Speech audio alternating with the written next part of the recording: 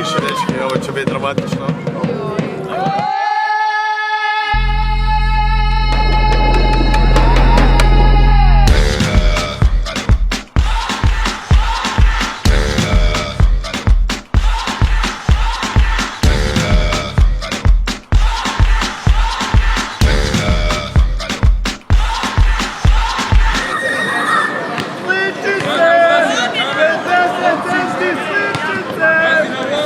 Ja da. Dobro.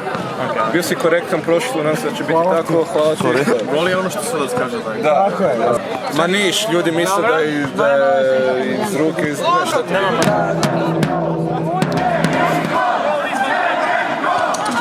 Ako letiš priblizu suncu, padaš, a pod je ravno.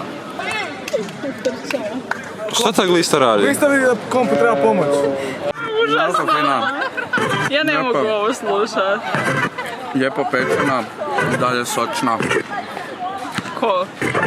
Pa stara. Komentar na godišnji drvić, pa žalosno. Ja ću reći žalosno. Mislim, žalosno. To je to. Puštat ćemo video Kill the Radio Star on repeat. I Pete. I gledate Euroviziju.